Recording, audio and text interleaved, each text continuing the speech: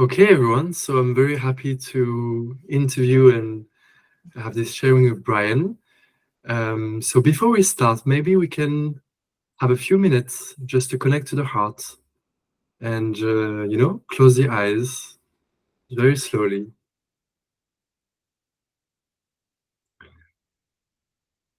We can just connect to the heart space.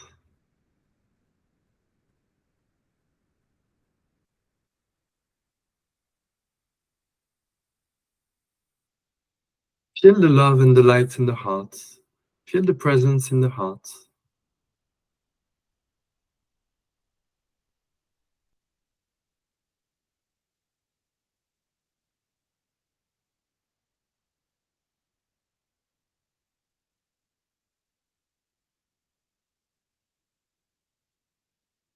And we just feel there's a source of light which is attracting me from inside, pulling my attention inward just for a few minutes.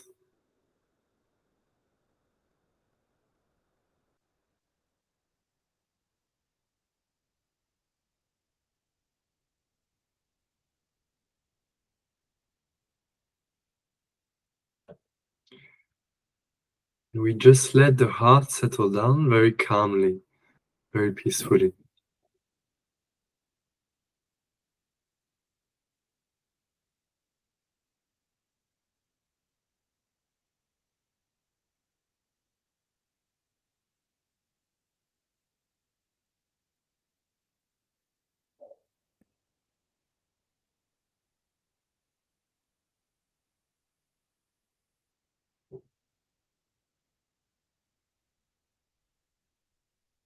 And I feel this presence in my heart, and I make a sankalpa, which is just a little intention, and I keep it in my heart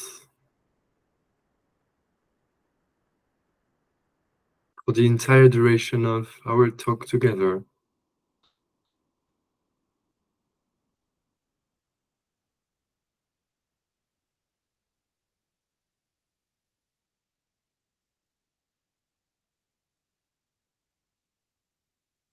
Now we can start with the prayer.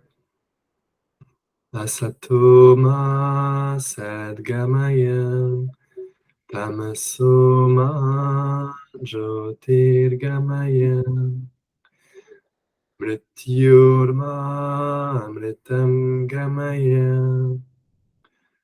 Om Shanti Shanti Shanti.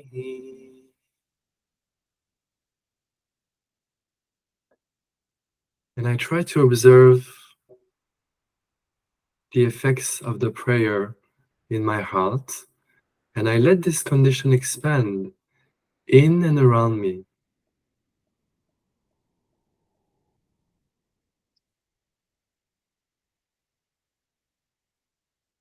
I am in union with this condition,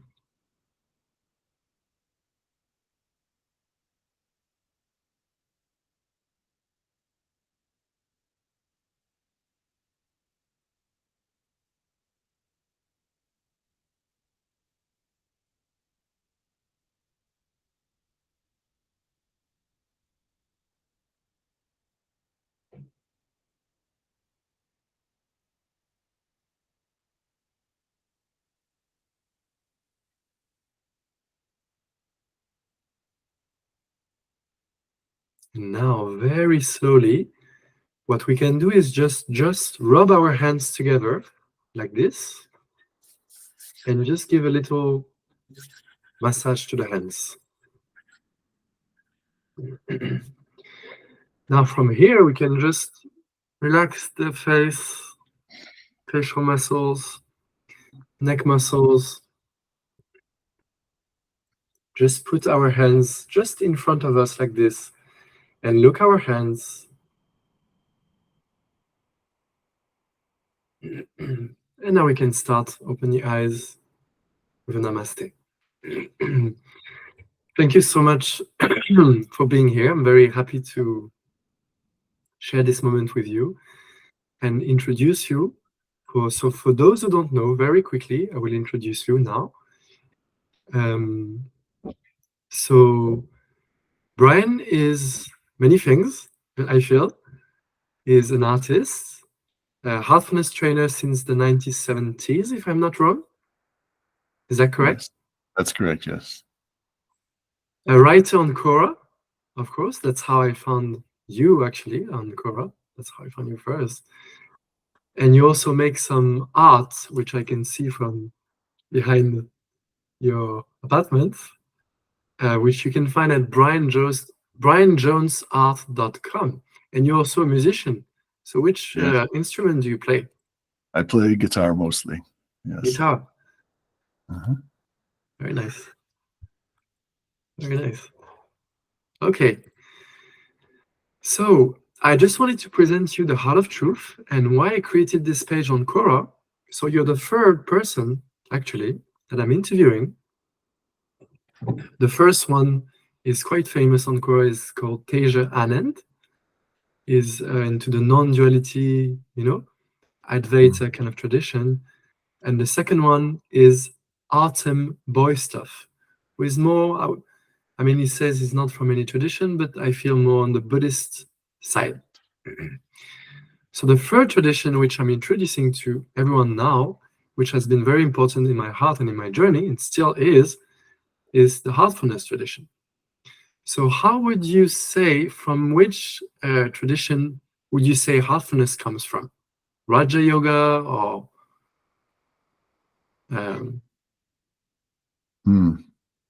So, well, first of all, thank you for having me here, Maxim. I'm really delighted. I appreciate you and everything that you're doing. So, as far as traditions go, I mean, look, I could point to, for example, the Yoga Sutras and Patanjali's writings, and I could draw a parallel there. But when I look at what heartfulness is, it's something that is it adds to any tradition. Yes. So heartfulness is the way I think of this. Sometimes this is kind of my funny way of looking at it. It's like if each of us were to be assigned a number from 1 to 9, okay, a single digit number from 1 to 9. Heartfulness is the 0. So you add the 0 after ad infinitum, and it adds the completeness to you. Yes. And if we put the 0 before our number, then it's the real spiritual journey where we're on the journey to insignificance. It's the infinite journey to unbecoming everything. Yes. So heartfulness is the 0.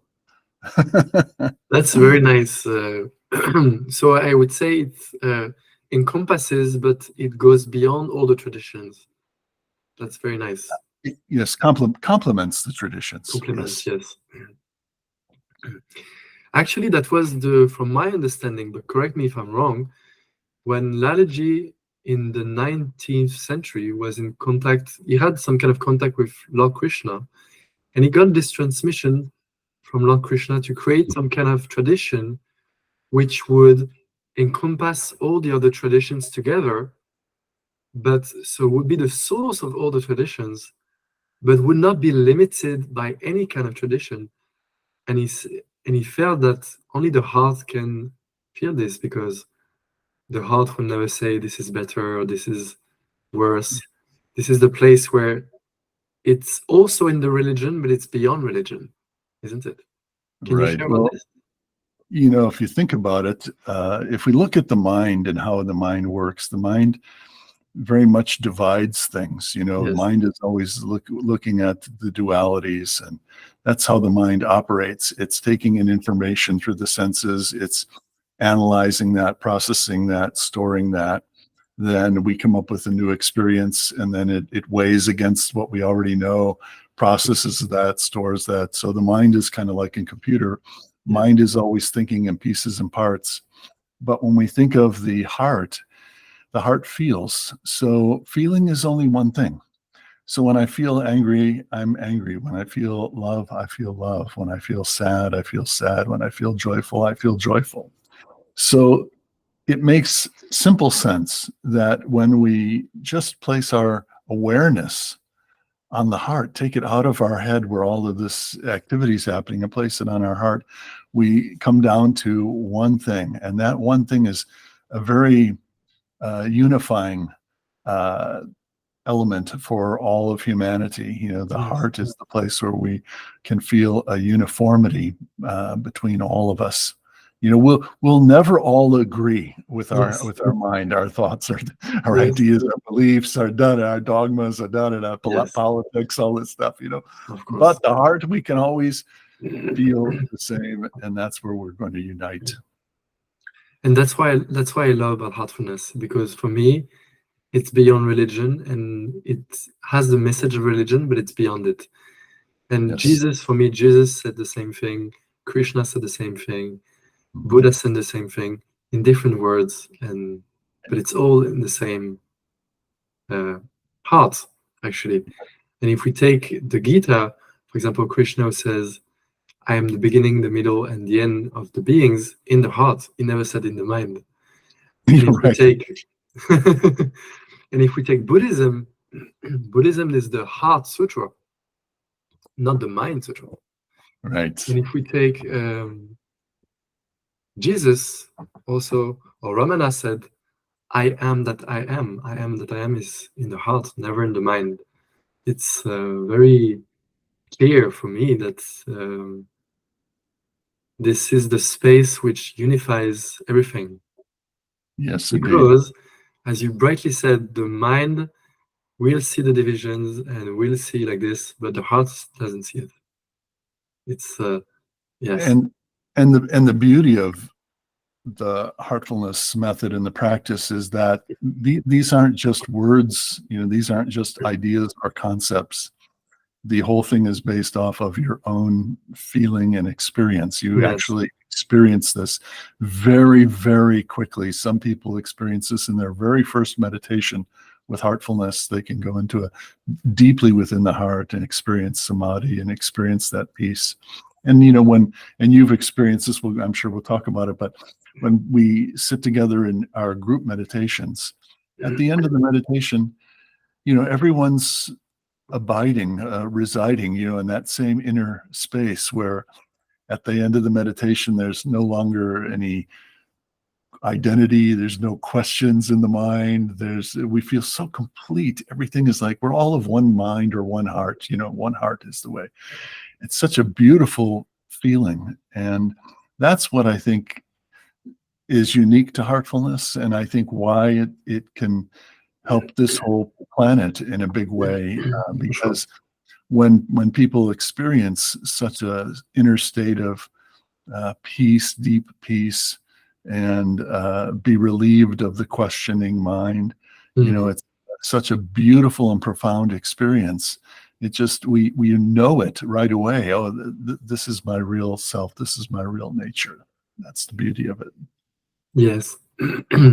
It's first when, like we do in the yoga, because I did my yoga training in Canada. Oh, great. Just came back for 1 month there. And like I saw you were doing some dancing there too. I like that too. Oh yes, yes. And what I really like is when we expand the condition, you know. First I feel it here, and then it becomes a part of everything. Yeah. But first it's just a seed, like energy is very subtle. And then it moves and becomes more part of everything when I'm ready. It's very nice. That's why we do the prayer, Asatoma, Sadgamaya. You feel my heart is expanding, really like this. It's very nice. Yeah, Babuji said he had a really nice word for this. He said that after some practice, we feel a ubiquitous force. He called it a ubiquitous force, a word we don't normally hear. And ubiquitous means, you know, a presence within and around us. You know, you can't pinpoint anything. It's sort of an infinite state. You know, we transcend time and we feel this just sense of infinity and that presence around us and inside. It's not a fixed point. No. We can't No. say it's there or it's No. there. It just is. It's very dynamic. Yes. Yeah, very But dynamic. I feel, as you said, I feel it's very dynamic, but I feel it better in my heart than when I'm in my mind. Right. This isness of things. I feel it more here, and it's much more. When I'm here, it gives me more headache. That's right. Very good. Okay. So can you explain, please, to the viewers who don't know Heartfulness, what is the uniqueness of the practices? Okay. Well, there's two things that are very unique. And the first one is, well, let me say this. I've been doing this practice for 50 years. And this first thing I'm going to talk about, which is transmission, after 50 years, I still can't explain to someone exactly what it is because it's very somewhat mysterious, but it's also something that feels so very natural. So transmission was rediscovered by the founder of Heartfulness. His name is Lalaji. He lived from 1873 until 1931. And he rediscovered this method of transmission that was around thousands of years ago. And the basic idea behind it is that he was able to transmit from what he calls the center. He refers, instead of saying God, he generally refers to the source as the center, which I was attracted to that right away. I love that. Yeah, too. Me too. And so he was able to transmit this prana or life essence from the center within himself to the center in another person.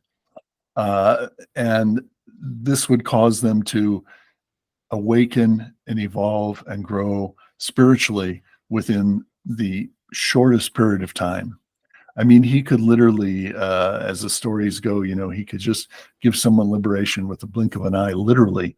And so this transmission is something that's an energy that's, to me, I feel it's an energy that is being brought down onto this planet and is affecting everyone, whether we know it or not. I think it is the sort of the catalyst for the sudden evolution that took place right at that same time when Lalaji was born and this transmission was brought into the world.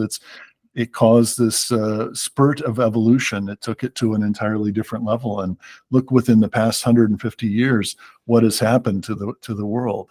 There had to be some sort of catalyst for that to take place. And I feel transmission is possibly, I'm not saying it is, I'm saying it's possibly one of the catalysts for that process. So transmission can be experienced. You can experience the effects of the transmission whenever in Heartfulness, whenever you sit in a group sitting or when you sit with a trainer one-on-one, you will receive this transmission.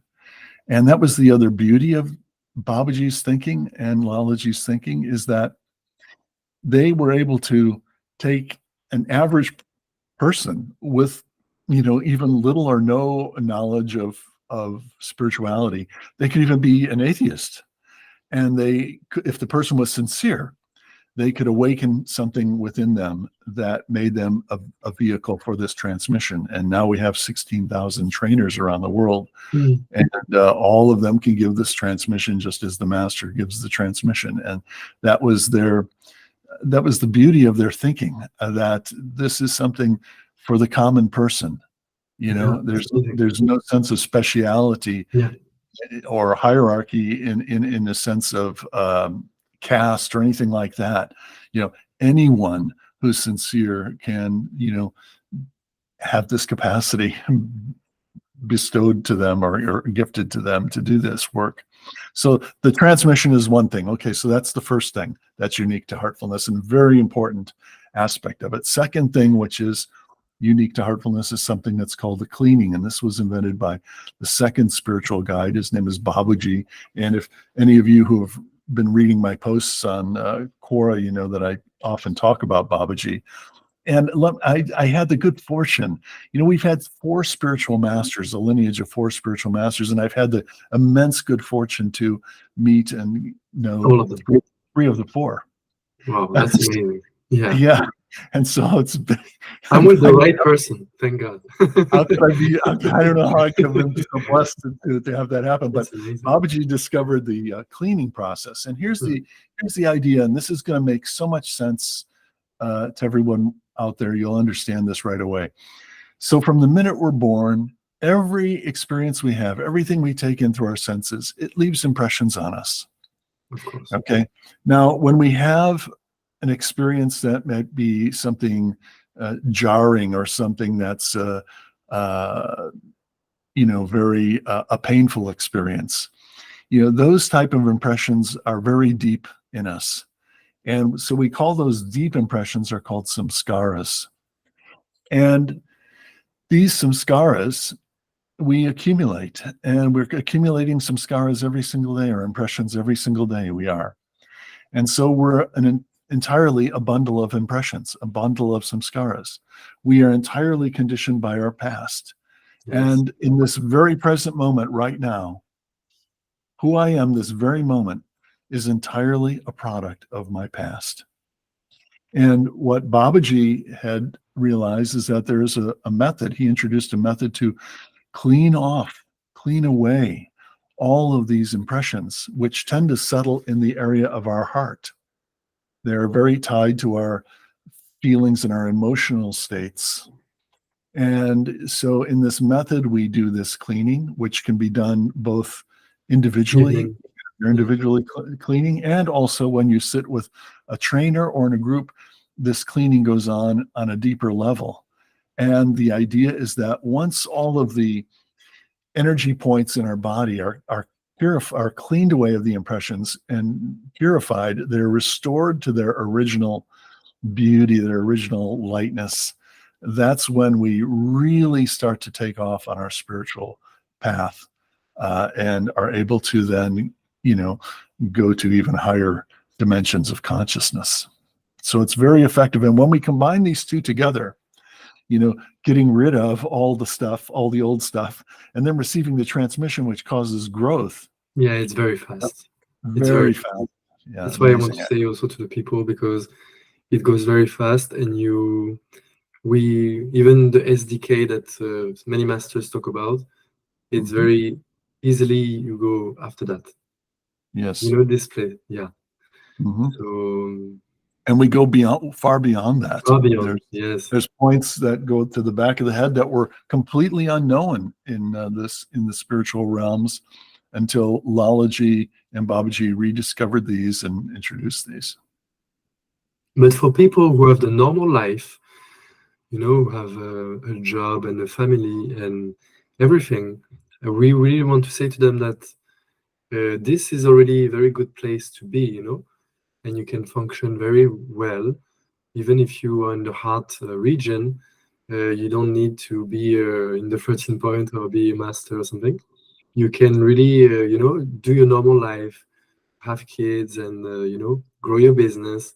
Because I think sometimes there is a fear that people have. Oh, but if I go too high, I will lose I'll be too high for this human thing. So people actually don't want that. But actually, if it's not like that. It's slow. If you want it slow, if you want it fast, it's fast. But there is no need. You can you can take your time. I think it's and it's already such a beauty. I mean, from the jump from ego to the heart is already huge step. Huge step. I mean, from the me to the we, from me to the love to the consciousness, it's already a huge step. So if people in the society could function from this place, already we will have something amazing place here. And I'm not saying from the 13 point, because if everyone that is a 13 point, they will only do nothing, maybe. I don't know. but it would be wonderful. Yeah. So an interesting thing is, for people who are really intense seekers on the spiritual path and have studied different traditions and things, we are faced with this idea that's handed down that to be an enlightened master or a spiritual master or reach your own spiritual goal, that you have to, not be married, you have to shun the family life, Yeah, it's not true. Buddha left his family, Yeah. Jesus. I mean, we hear all these different things about these spiritual masters, but the amazing thing in Heartfulness is that all of the spiritual masters, all four of them, all were married, Yes. all had families, all had children, all worked jobs. Yeah. No, And but it's so important. It's so important because the new world, people don't want the monastic thing. Maybe some, of course, but they want to be involved with the life, and they want, everyone loves life, actually. So for me, spirituality must be life positive, never life negative. And it's very important that young people also, they know this because the world is going very fast. Everything is going super fast. And we need the young people to work. I think they don't work enough. I work 60 hours a week, so I'm not in it. But I think we have lost some kind of. We are very dynamic, this young generation, but I think people don't work enough. That's my that's my opinion. And Daji also agrees with that. Well, look, Maxim, and look, I may be wrong, but I do have 4 grown grandchildren. Okay, Yes. so, I think what's happening is that it's not that there's any real, well, maybe there's some lack of motivation, but I don't think that's the real thing. I think that young people are just, in the world today, everything feels sort of hopeless. Oh, yes. It feels hopeless. And when we see the news, we're barraged by the news, and we have wars and horrible, horrible things that are happening, shootings, and I mean, the whole world has gone mad. There's a sort of a lack of a drive to build your career. I don't think people are thinking like that anymore, to build a material life, a material career. It's almost like the whole world is so overwhelming now. And I think that the need of the day is that young people are trying to find a sense of purpose, a sense of hope from within, from inside the heart. Yes. To connect with. They should also work.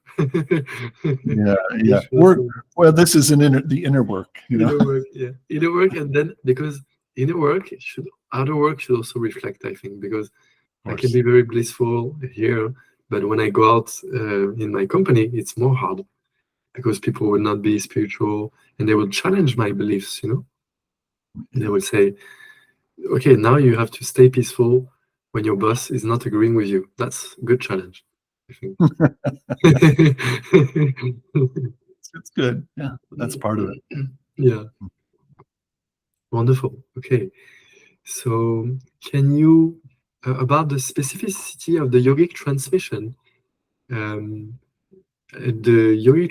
can you explain a bit more? And specifically, the difference between the Kundalini, which most people know is from Hatha Yoga and, the tantric movement where the energy moves upward from the Muladhara to the Sahasrara. And this other transmission, which is more subtle, that we have in Heartfulness, sometimes I feel more down, but I don't think it's localized. It's not coming from the Muladhara. We start from the heart. Can you please share the difference between Kundalini and why it's not better, because I don't want to offend anyone. It's maybe more subtle, we could say. Yeah, and the difference. So here are my own personal thoughts on this. Yes. Is when I think of Kundalini, I think of it as kind of like a volcano that's ready to explode. And I think what happens is that people start to unleash this potent energy, which, is at the base of the spine. There's a potent energy there, as there is in all of the chakras, are very powerful. So the thing about Kundalini is that it's an energy that once released, we're not in control of that. It can be very shocking experience. And over my years on Cora, and even before that, you know, so many people have come to me and have said, I think I've had a Kundalini awakening. You know, my whole body is burning. I have or some people say, you know, I have just a massive migraine. I can't make it stop, and nothing can make it stop. And or I've seen firsthand and heard people making noises that they can't control, like animal sounds and things like this. They can't even control it because this energy has been released in an uncontrolled fashion. And that's like setting off a volcano that's going to explode. So that's not really, I wouldn't call that necessarily a spiritual process, as I would just looking at from a scientific perspective. I would say it's kind of like some supernova blast or something like that, you know. So in Heartfulness, instead of working with the points on the spine, which are more of the raw energy, Babuji and Lalaji work with the chakras, or the points that are connected to the spine, but they're located in the front of the body. And the thing is, and it all comes down to this cleaning, is that if you have not had this cleaning done and there's some type of energy unleashed, what's going to happen is you're going to experience immense friction, because you will be there will not be a free flow of energy. It will cause immense confusion in the mind, because it's going to start rattling all these chakras, and each of these chakras is a place of duality. So what we want comes down to the cleaning again. We need to clean the points, these chakras in the front of the body, remove all of these impressions, and then this transmission, which is a force, the subtlest. It's not even I can't even call it a force. I can't even call it a power. No. It's the subtlest potentiality. When we receive this, we naturally, our body, our heart, our mind welcomes this, and the mind naturally settles down, because the effect of this pranahuti, or transmission, is one that brings a balance and restores you to your original pure nature. And that's why it's so effective, and that's why it's so safe. There's never any hazard with this being released as uncontrollable energy. It's nothing like that at all. It's I would say, if it releases anything, it releases great beauty. Yes, and I will say also, from my experience anyway, limited, but even I was born with a lot of Kundalini energy, you know, sometimes you're born like this. So I try to not mix, but I try to have this balance between the two.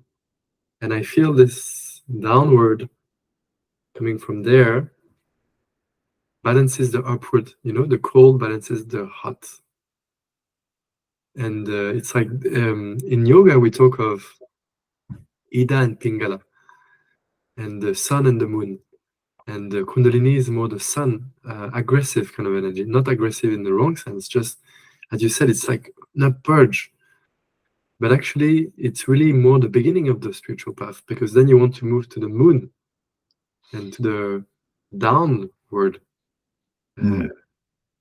energy, and then to nothing. So very beautiful. And you know, it's interesting that Babuji and Lalaji's actual name is Ramchandra, and Chandra means moon. Oh, yes. Yes, because all mystics actually, they work with the moon. They feel, I mean, tomorrow is full moon night, and they feel this energy coming from the moon. And Kundalini is more the sun energy, so it's more burning, and we need this kind of balance between the two. And the moon energy makes you more calm, makes your heart rate go slower. If you has too much Kundalini, heart will be too much fast also. Yes. So that's my experience. But it really helped me, this heartfulness practice, how it helped me really slow down my heart rate. And now I'm able to control my energy much better, Mm. and I mix summer and winter, sun and wind. So Like that. it's a subtle mix, but I feel that we need more to move towards the moon, because the moon makes you more calm, makes you more peaceful, and is closer to the nothingness, because the sun is more aggressive kind of energy. So Mm. it will give you a lot of power, and Mm. but it will not make you be nothing, because to be nothing, you can't be too much aggressive, right? My first master was Sadhguru, very powerful, very sun energy, very, Kundalini. But what was missing for me was also this calmness and this, you know. So when there is too much power, we can't be nothing. It's not possible. So a bit of Yeah. power is okay, but balance, I think. Yes. What do Yeah. you think? Yeah. No, it's true. And as you just recently experienced, when you're with Daaji, you see Mm. how he's such a person, an insignificant kind of person, and It's he's so so simple humble, and yet so simple. powerful, but powerful in a sweet, Right. non-violent way. Yes, That's right. Yeah. but it's very powerful in the sweetest way. Yeah, yeah. I've known I've known Daaji for Long time. I've known him as Kamlesh, I've known him for 35 years, and he lived in Staten Island most of his life and had pharmacies in New York City. He was a pharmacist, and when I would go to trade shows in New York City, I'd swing by his house and we would have tea and exchange sittings, and so I've known him since we were just kind of hanging out, and now of course we see. And now he's the great master. Yes. Yeah, So amazing. is that he has always been like that, very simple and Yeah, profound. so he's always been, yeah, very simple. And when Chariji was alive, Chariji was the third spiritual guide in this heartfulness method. And Chariji I spent decades with. I met him every year, and I've traveled with him all over the globe. And when Daaji was with him, you'd never even see Daaji. He would be always lying in his bed, or, he would sleep on the floor sometimes next to Tari G. And he was just, you would never see him out and about. Once in a while he might give a talk, but he was always engrossed in doing the inner, not engrossed, but I would Yes. say, yeah, doing the inner work, Mm. paying attention to the inner work. And he was very introspective like that. Yeah, I very. felt that because he invited me to his house last week, but I asked for 1 week to see him, and then he said, "Okay, come and bring him." I asked his secretary, Sanjay, but he was very busy, because of the celebrations. So for those who don't know, we had very big celebrations at Kanha with many masters from many traditions coming. Sadhguru was also there.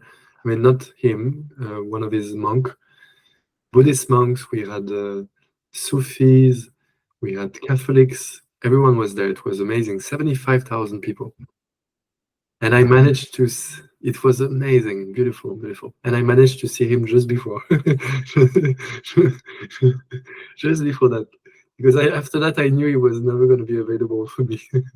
I think maybe you know this. I also sent him an email. I said, "You've got to meet this Yes, young yes.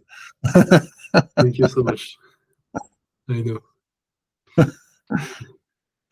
And so, can you maybe explain to the people, how did Heartfulness help you, in the most simple way, like in business, in love?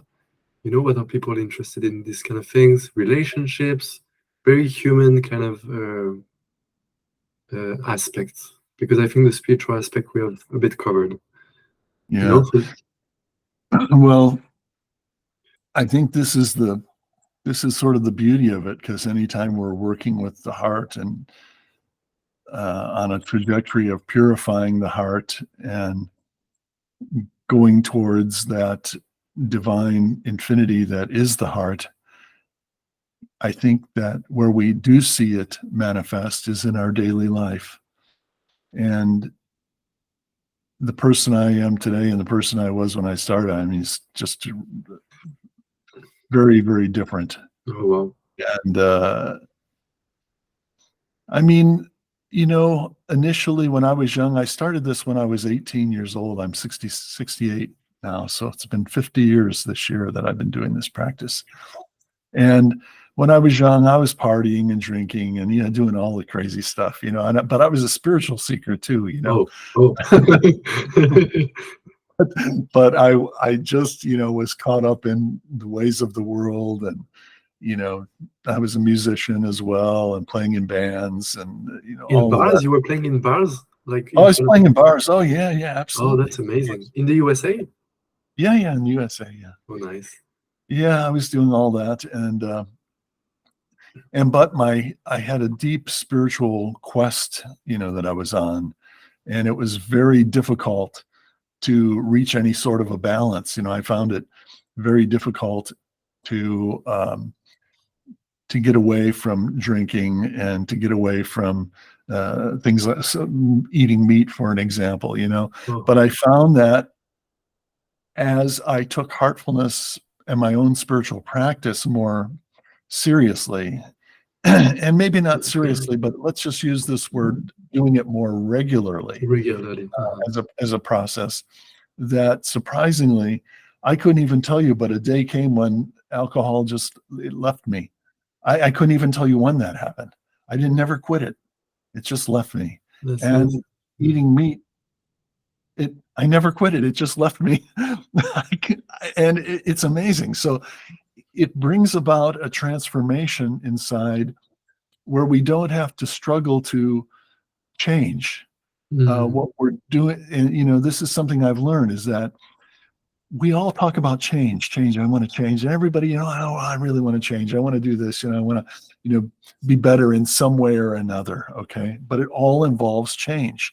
And change is the most difficult thing in the world. But I had a realization that I think that we're looking at it incorrectly, because change actually is a result. Change is a result. The process is one of growth. Yes. So the beauty of this way of thinking is that, how do I grow? In order for me to grow as an individual, I have to create an environment that's conducive for my growth. And if I think of the transmission as, the water and the nutrients, the nourishment, when I receive that transmission, and when I calm my mind down and when I focus on my heart, I'm creating an inner environment that's conducive for growth. And when this growth happens, change is the result of growth. So now I never have to struggle with trying to change anything. All I have to do is focus on creating an inner environment that's conducive for growth.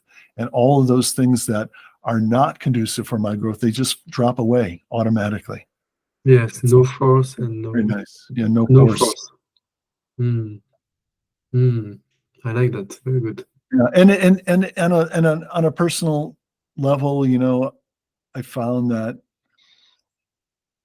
you become less judgmental, because you're always sort of introspecting and trying to adjust yourself to reduce any inner friction.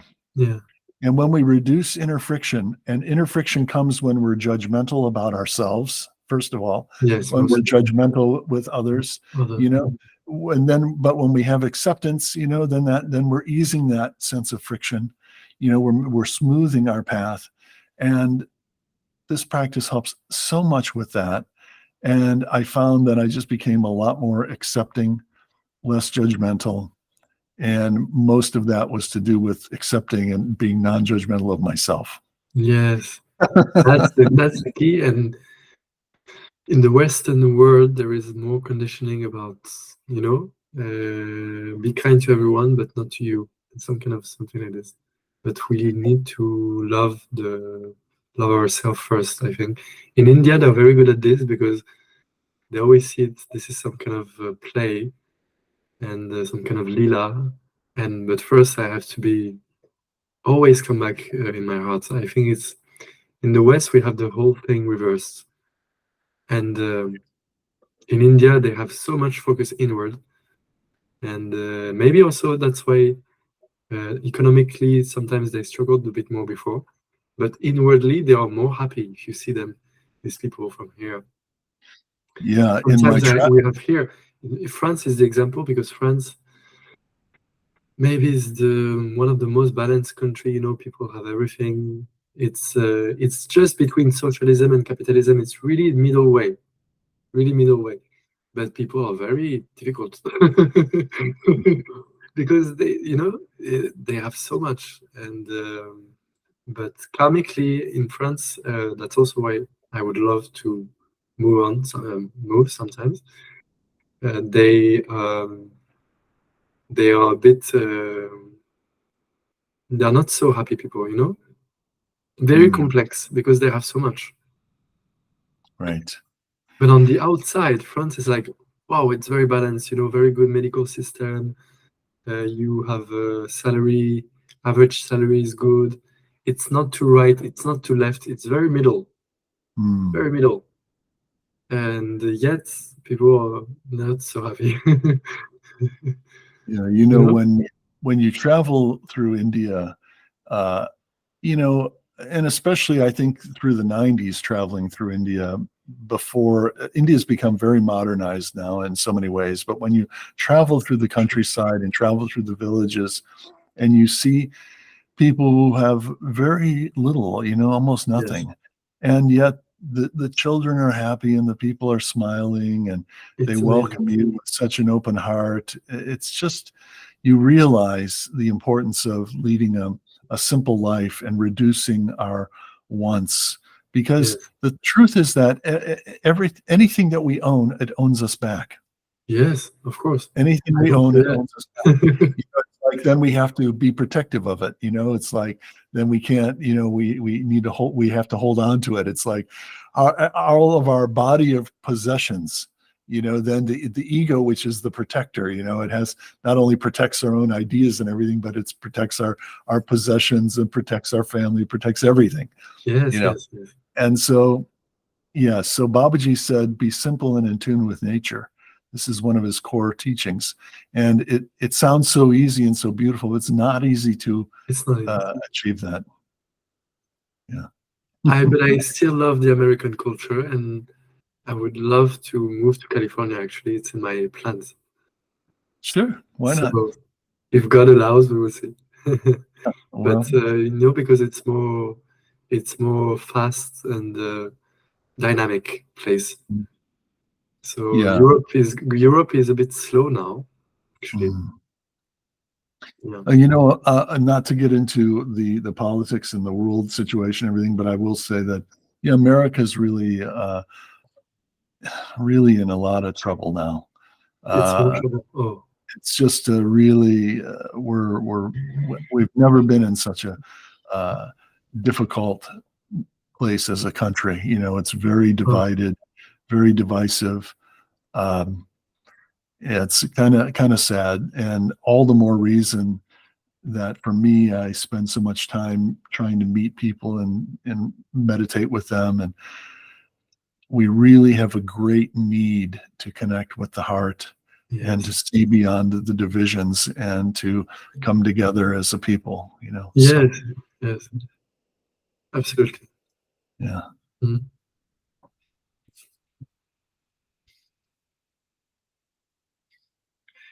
Now, can you share, please, what is the importance of a living master, and maybe the most profound experience that you had with one of the master?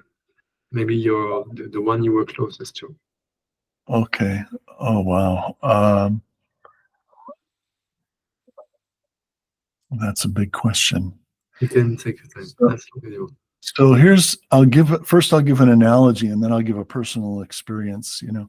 So the analogy I would give is, imagine that, you know, there's someone is out in the desert and they've been lost in the desert, and they're lost and they don't have food or water to drink. and it's their third day, and they're dying of thirst, and the heat is intense, and they're just barely hanging on. And then suddenly, out of nowhere, someone appears and comes and finds them and gives them water to drink. And they drink the water, and they start to feel life coming back to their body, and they start to feel revived again. Okay, so the question would be, is the person grateful to the water, or is that person grateful to the person who has brought the water? Both. So here's what I would say. Yes, we can think of it like that, but the water can't receive our gratitude. It's the person that can receive our gratitude. So in the spiritual quest, water is God, and the person who brings the water is the master. Uh-huh. So the water does not come by itself. So it needs someone to bring the water. Now, I could go into a lot of other aspects of that, but I'm going to leave it at that for now. Sure. So this is why a spiritual master is so important. And I will tell you from my experience that, early on when I was young, I started meditating when I was 12, and I did different practices, different things on my own. When Babuji found me, because I clearly couldn't have found him, when Babuji found me, and I started, long distance, I hadn't met him for many years, but I started to receive this transmission, which sometimes would be extremely powerful. It completely transformed my spiritual journey. I mean, I was like a caterpillar, crawling on the ground, that was my spiritual journey. And then when Babuji came, it was like I got put in the cocoon, and then I completely had to dissolve myself completely. And then you emerge out of that cocoon, and then, now you've got wings, now you can fly in another dimension. It's like, that was like the meeting of the master for me. So I've had a lifetime of profound experiences with all of the spiritual guides, and I've written some of those on Quora. I'll give two short examples. One is when I finally met Babuji physically. I had been doing this practice for 6 years before I got to meet him, and I met him in Munich, Germany in 1980 for the first time. And when we got to the house where he was staying, there was in the backyard, there were these glass doors. And when we arrived there, the room was full of people, and someone motioned for us to come into the room. And I opened the glass door and I stepped in, and immediately to my right on the sofa was Babuji.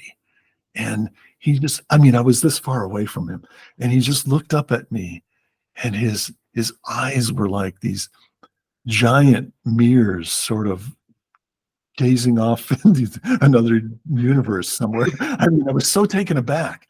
It's like, here's the person I've been feeling his transmission for years, and here he is. And I was so taken aback. I was so shocked that I couldn't even say anything.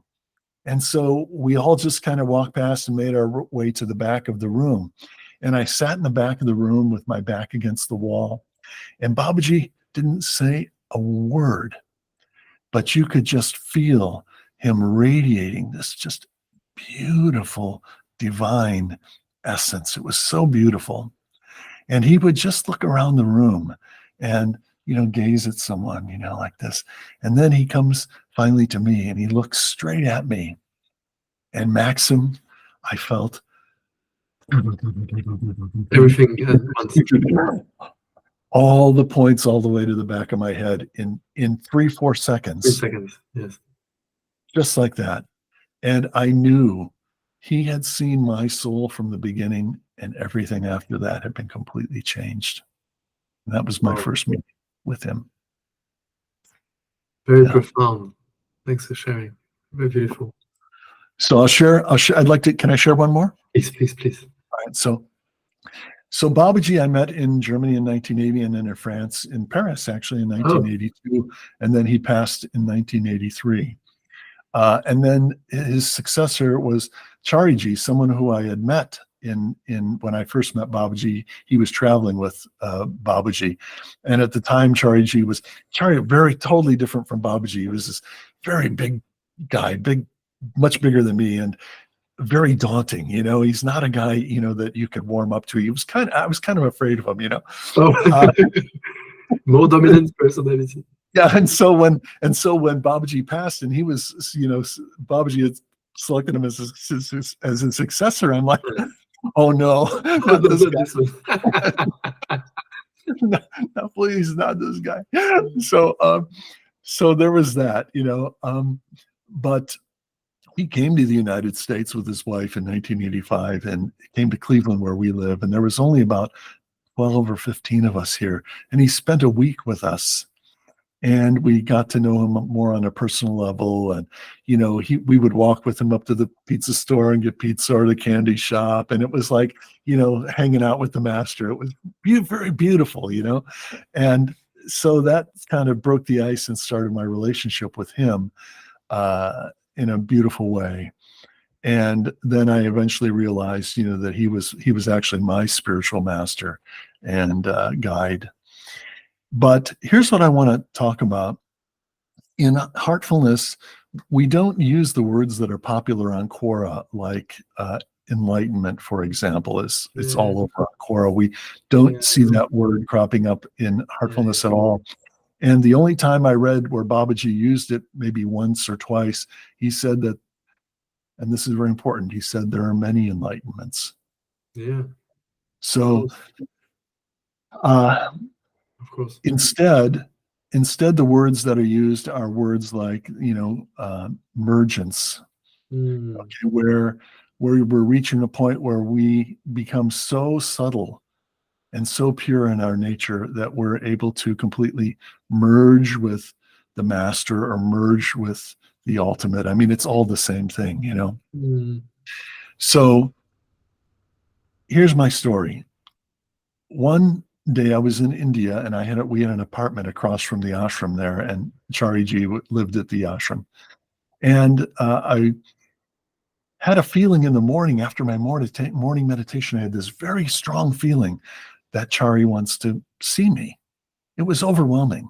And so I got dressed, I got myself ready, and I go over to the ashram, go through the gates, and I go to where his cottage is. And as soon as I get by his cottage, a car pulls up, and he gets out of the car. And I think to myself, oh, okay, yes, see, I was right. Chariji must want to see me. Here I am meeting him right here, And so I walked up to him, and I said, Chariji, I had a really strong feeling that you wanted to see me. Or that I had a very strong feeling that I'm supposed to see you. And he looked at me very stern. He said, it's not enough that you want to see me. I must want to see you. And he walked off. And I'm feeling like total deflation, like, and so I'm fine with it, I said, oh, okay, all right, lesson learned, So he goes into his cottage, and they close the gates, and everybody's standing outside, hanging out, hoping to catch another glimpse of him, and there was a plastic chair sitting outside the gate, and I decided, I'm just going to sit here for a little bit in the shade, and I'm just going to close my eyes and go into meditation, And so I'm facing his cottage, and I'm in the chair, and I go very deep into meditation. Even though I'm surrounded by hundreds of people, I go very, very deep into meditation, completely lost to this world. And I don't know how long I was like that. But when I opened my eyes, my head was down like this. And when I opened my eyes, I looked down at my hands and my arms, and they weren't my hands. They were his hands. They were his hands and his arms. And that's when I knew that was the beginning of merging with the state of emergence with the master. And the lesson was that, he was teaching me, why are you so concerned about meeting me on this mundane level? Physical level. Yes. And then when I go into meditation connected with him in my heart, then that's where the union really takes place. It was a very profound, one of the most profound experiences I've had. Beautiful experience. Amazing. Thank you for sharing. Thank you. I just wanted to share, for me, how heartfulness has been helpful so far in my journey.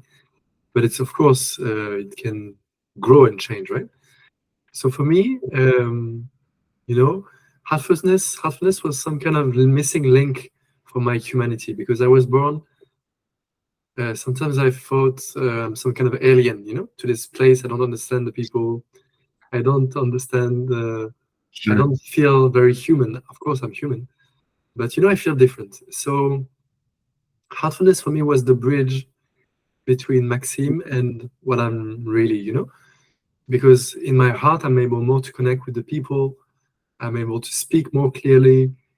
Very human stuff, actually. It helped me the most, actually. It's funny. And even on the social level, it gave me a purity which I didn't have, because I was born, the way I was born, I feel, I didn't perceive any duality anywhere, since I was born. So actually, it gave me some kind of a purity of mind and speech and heart, which somehow I didn't find necessary, because I didn't see any duality even in the wrong things. You know what I mean? Yeah, like for me, it was just a dream, and when people say, "Oh, don't do this," but it's okay. It's just a dream. It doesn't matter, right? But people will not understand this. You have to, you have to embody and these things. So for me, heartfulness was really this missing link, one of the missing link at least, between my relative nature and my absolute nature. Just the bridge.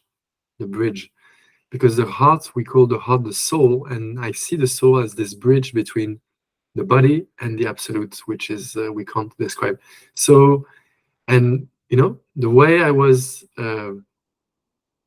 functioning since I was a child was in a state which was beyond the mind, and humans function in the mind, as you know. So they always thought, some kind of alien, or I was feeling alienated. Not many friends and these things, because people don't understand me. Now, slowly and slowly, they're able to understand much more, because I'm able, to use words and concepts into a much more precise way. And this is how heartfulness actually helped me a lot, and helped me become more involved in the society, because slowly I was feeling, I'm not from this world. I don't know where I'm from, but I don't belong anywhere. I don't feel any religion is really in my, So I was like, what am I doing here? I asked God, like, what am I doing here? I'm not from this place or something like that. And slowly, actually, when I became a yoga teacher, because my training comes from the heartfulness training, with heartfulness, I was really able to, people can connect with me much more now, and I feel more involved in the society. I don't feel like leaving my place, and because all of this is a dream, I don't care. This kind of things, it's not there anymore, and it's much more involved. I don't understand everything, but I do my best, and I feel much more involved, in the society, to read newspapers, to be interested in the human world, actually, which is funny, because you might say, "Oh, but heartfulness is more to the spiritual evolution." But since I was more born like this, for me, I need some practice to make me more human somehow. Right. And to be able to. I so relate to what you're saying. Yeah. Oh my God, that's amazing. Yeah. Please share anything that comes. Yeah. No. That's I love hearing your story, and I love that. That's just so. I think a lot of people from Quora contact me, yes, and I hear this. People contact me and say, I don't know what's wrong with me. Suddenly, I just can't relate to my family anymore. I can't relate to my friends. I feel like I'm an alien. I can't function at school. I can't function in the world. I get these all the time. Yeah, I know. And I think, well, of course, in a way, we're all aliens. I mean, we're a world full of aliens. Yes. But look, there's this spiritual movement that's happening, is that a lot of spiritual beings, are coming into this world for this great Evolution. changing event that's going on, this evolution. Yes. And so we're trying to, find our way. And this is the importance, I think, of finding our tribe. It's like when you find, the like-minded people that are sharing the same experience, the same journey, it really helps us a lot. And for me, that, like, just same for you, for me, the heartfulness, the people in heartfulness and everything were so relatable, and we were all speaking the same language.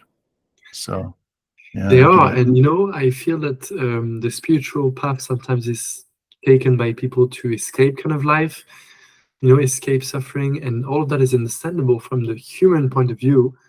But there's a deeper calling, which is embodiment and sharing and love for each other. And this is actually not coming from a human drive, because the human drive, as I see it, is I want to escape this place because of this suffering. I'm suffering, life is hard. But as I see it, God's drive is very different. It's a downward movement. He wants to be here and we want out. But he wants in because he wants to change things here on earth. Not just say, oh, it's just a dream and disappear. And that's more the human, which is, afraid of suffering. And actually, that's how I, for example, see the difference between Buddha and Krishna. Because for me, Buddha represents the human that wants to be out of the suffering, wants to. And Krishna is not really a human, so to speak, and is more coming here to help us, see that actually the best life is here on Earth. It's not somewhere after, it's now, and we need to change things now. We can make this place like a paradise, But the human drive is more like, I just want to be free for me. That's fine. That's very human. It's fine. But I think there's a deeper drive that's calling us, and which just wants to grow for the fun of growing, just wants to change the society, for the enjoyment. And you know what? It's the most beautiful thing, I think, this movement. And Babuji talked about this, I think, a few times in his book. I can't remember which one, where he said that he came from up to down to help the people also. And it's very nice. Yes. Very nice. Because you become more human, you are interested in, I'm interested in much more things than when I was younger. I'm not trying to escape life. I read newspapers. I'm really trying to understand this human realm much more. And I'm becoming part of it. I don't want to escape here. Where can I go? Right. Well, Chariji said something really fascinating. He said, God creates and human beings are in charge of evolution. So when you read Babuji's writings, he says, God does not possess mind. Because if God possessed mind, then God would have a judging mind. He would be able to, think in terms of right and wrong, good and bad, punishment, reward, and all of this thing. He said, there's no, God is not like that. He said, if God had a mind, God could have power and God could lose power. So he said, God has no mind. Human beings have mind. So mind is the instrument that brings things into action.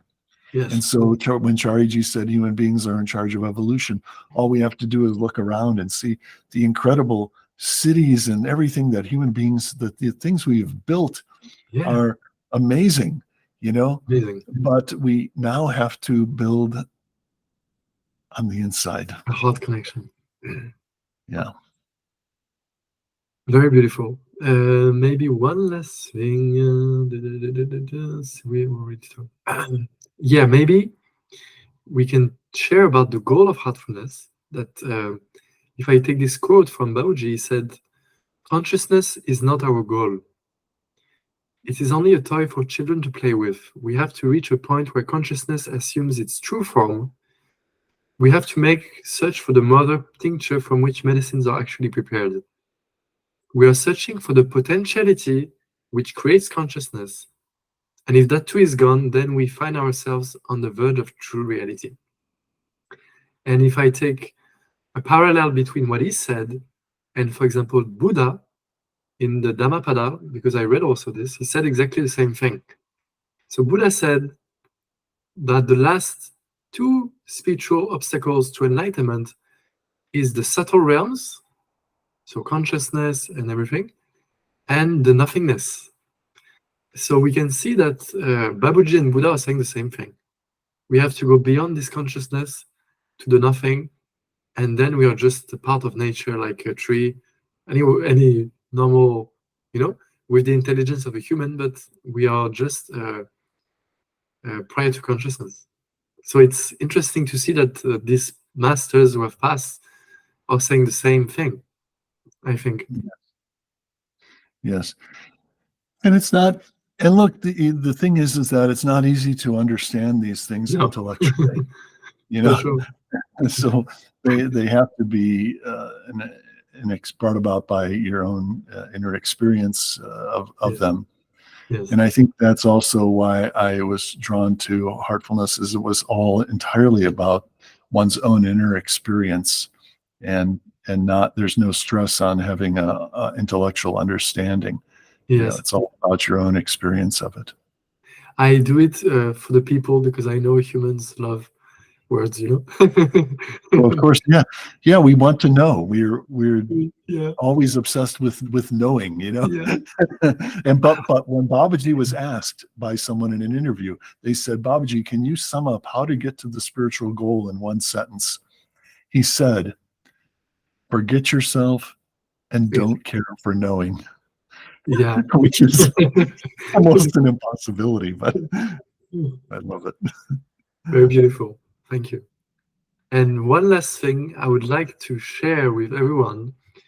I'm guessing everyone knows the Vedantic philosophy. And many past masters are like Ramana Maharshi, So in Vedanta, we really come this place of nothingness, and we let things come and go. And I would like to share that people who think, oh, but I'm only in Vedanta, I don't want to mix Vedanta with anything. I was in the Vedantic, so I know very well that you can perfectly mix the Vedanta with Heartfulness, actually. And this was my question to Daaji last week. So I'm sharing with you all what he has answered me, that can we really mix this, I'm just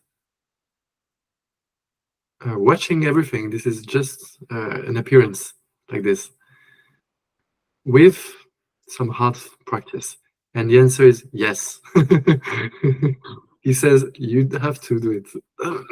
So people who are worried, because in Vedanta we say you don't need to practice because you are the self, and if you practice, then even little practice will put you more in the duality. But I will say to them that you can do both, and don't worry, it's completely complementary to have this. I'm just a witness of everything, but I'm also feeling in my heart. It's very much together. We don't need to separate these things. But the mind, we talked of the mind, and the mind likes to divide, and that's how it functions. But if we can define really this enlightenment, is really the transcending of the mind. And when I transcend the mind between two thoughts, then there is no mind. And in this place, everything is one, and all the practice are one, all the traditions are one, because the difference can only exist if I'm thinking. If I'm not thinking, no difference is there, never. So when he says God has no mind, I feel maybe that's what he says when Babuji said God has no mind. And we have to be in that place of no mind, and it's actually very easy. Sometimes we feel, but it's too hard to be in no mind. How can I function if I have no mind? But we can function, and actually we function better. And we see things much more in a 360 degrees angle, because the mind divides. That's what it does. This is good. But between two thoughts, there is a space of no mind. And if I keep my attention there, then I become like this space. And I'm still able to use my mind, but I'm not a mind anymore. So it's like that. Yeah. Well, and just for the viewers whom I wouldn't, let me say it like this, so the goal isn't necessarily to have no thoughts. Yes. Okay. So what happens is actually that when we transcend the mind is still there. Absolutely. So Yes. so the mind is still there, and but it's operating as in its function that it was designed to operate, but we're no longer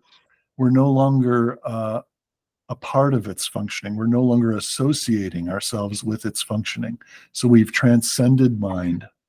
So Exactly. mind is there doing its thing, but we are, feeling somewhere else, and that's called the fourth state, or Turyatit, or constant remembrance, where you're abiding in that ubiquitous force within and around. Mind is there, heart is there, everything is there, but you are, as Jesus said, in the world, but not of the world. It's very beautiful.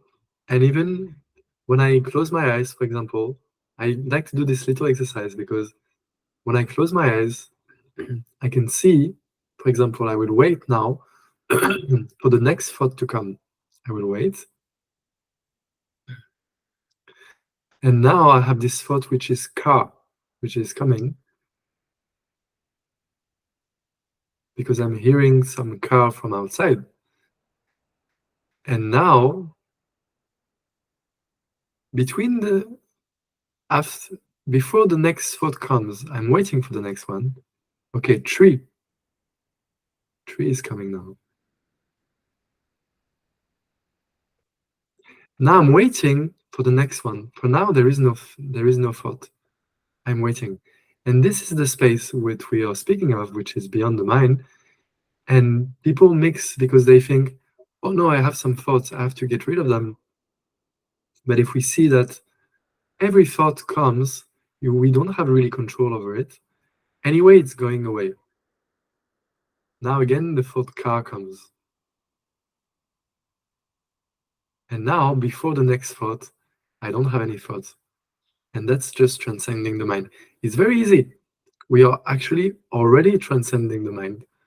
Between two thoughts, there is this space already. So it's very simple, and we don't need to repress any thoughts, and we don't need to control the mind. Sometimes we do in religion, maybe in Buddhism, they try to destroy the thought, Oh no, there is a thought. I want to shoot this thought. Yeah. But that's just a thought. and it's already leaving. By the time we want to get rid of it, it's gone. We're just making peace with ourselves. Exactly. We're making peace, and we see that I'm already in that space between two thoughts. I don't need to create it. It's so simple. So simple. Okay, so I think that's it for today. First of all, I wanted to really thank you for taking the time, because I know you're a very active and busy person. So thank you very much, really, for representing the Heartfulness tradition with the different masters who have been guiding us in the past, and now is guiding us today, but who is not able to be here because he has even more work than us. Yes. So, so I just wanted to really thank you so much for this. And of course, you're welcome to share this interview with anyone that you want, your family, your friends, people that you have on your Quora page, anyone that you feel in your heart, feel true to you. And yeah, just a big thank you. Very nice heart meeting. Thank you. Thank you very much. I really appreciate it. And if I just want to add one more thing, if anyone would really like to experience this, please. There's a number of ways you can experience heartfulness. But one way is for those on Quora who maybe have read my posts that I do 4 sessions a week. All of this is free, by the way. I do 4 sessions a week, and you can look up my name on Quora and find me, or you can go to MySpace, which is just called the Gift of Awakenings, and you can see the schedule up there of these meditations, which I have now people participating in from Quora from all around the world, and it's just a beautiful community of people, and you're welcome to join in on those. So we'd love to have you. And I will share this interview on the Heart of Truth page on Quora. And I invited you also as a contributor. So now we are 3. We are Teja, Artem, and you. So you're representing the whole Heartfulness world tradition. Oh, that's a big job. I'll just do what I can. Because for me, you really represent this, just like Daaji. It's like speaking to Daaji. It's the same. So thank you. A big thank you. All right. All the best. Love to all.